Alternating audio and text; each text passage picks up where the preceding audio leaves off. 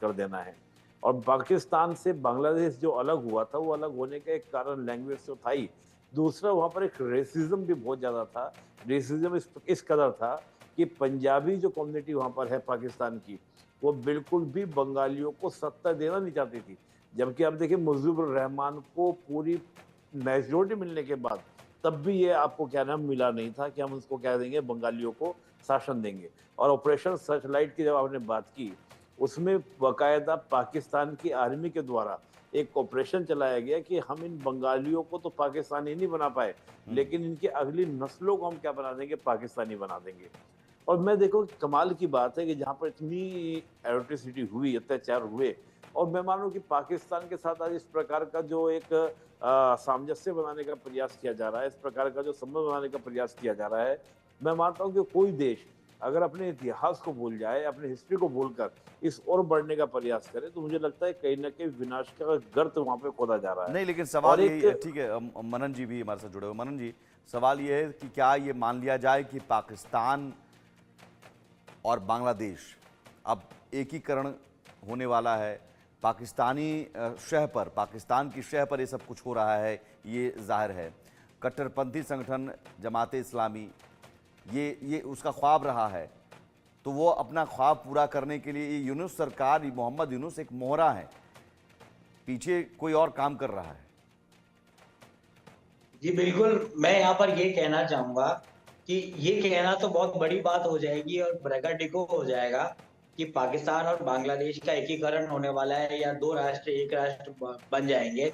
पर मैं यहाँ पर ये ज़रूर कहूँगा कि ये जो सिचुएशन है कि जिसमें चिटागोंग में और मोंगला पोर्ट में ये शिप आया ज़ेहंग करके फ़ास्ट ज़ेहंग करके चाइनीज़ ओन्ड शिप और पाकिस्तान का जो कार्गो था और टेक्सटाइल के लिए जो सोडियम कार्बोनेट की ज़रूरत होती है, तो क्योंकि टेक्सटाइल इंडस्ट्री काफ़ी डेवलप्ड है और बांग्लादेश जाना ही चाहता है टेक्सटाइल के लिए। इसका सपोर्ट पाकिस्तान के जो हाई कमिश्नर हैं सैयद अहमद मरूफ, उन्होंने भी स्टेटमेंट दिया है, हम्म। सैयद अहमद मरूफ ने, कि ये एक तरीके का बिज़नेस लाइक बिज़नेस, ये बोला है उन्होंने। और कहा है कि जो कॉर्पोरेट रिलेशनशिप है, बिज़नेस और ट्रेड रिलेशनशिप है, जो संबंध है ढाका और इस्लामाबाद के बीच में, उनको और स्ट्रॉन्ग किया जाएगा। और ये एक छोटी-सी कड़ी है और अगर ट्रेड, क्योंकि अगर हम बांग्लादेश-पाकिस्तान ट्रेड को देखें, तो हम पाएँगे कि 2023 के आंकड़ों में सिर्फ़ $800 मिलियन का ट्रेड दोनों राष्ट्रों के बीच हुआ था।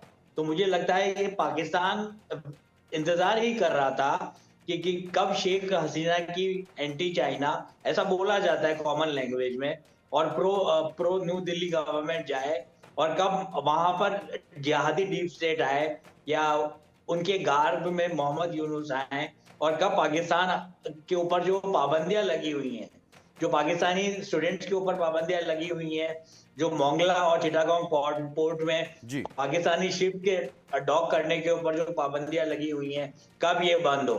ठीक तो है। यहाँ पर एक और घटना है जो मैं आपको बताना चाहूँगा कि 11 सितंबर 2024 में जो फाउंडर ऑफ पाकिस्तान हैं, जी। मोहम्मद अली जिन्ना, हम्म। ढाका के प्रेस क्लब में उनके ऊपर काफ़ी चर्चा की गई और उनको होमेज दी गई। हम्म। और उस होमेज देने के दौरान वहाँ पर ये बात हुई कि यहाँ तक कि कुछ पाकिस्तानी और बांग्लादेशी डिप्लोमेट्स ने यहाँ तक कहा कि जैसे वो मोहम्मद अली जिन्ना पाकिस्तान के फादर ऑफ नेशन हैं, हम्म। वैसे ही बांग्लादेश के और दोनों राष्ट्रों के फादर ऑफ नेशन भी अब माने जाएँ। और एक तरीके से उन्होंने ये वहाँ ये पर ये भी अपने बात आप में हुई ही कि संकेत हैं, ये बिल्कुल इस तरह के ये बयान, इस तरह संकेत है। के। हाँ, ये बिल्कुल। संकेत है कि सुधरते हुए संबंध हैं हाँ। पाकिस्तान और बांग्लादेश के भारत बीच में। भारत को दूर कर, एंटी इंडिया इसे हम मान सकते हैं, पाकिस्तान और बांग्लादेश के गठजोड़ को एंटी इंडिया भी माना जा सकता है। लेकिन मैं आता बिल्कुल हूं मान दोबारा सकते हैं और आपके हम पास ये से। शब्द पाकिस्तान और बांग्लादेश के रिश्तों को लेकर कुछ और ज़रूरी है यहाँ समझना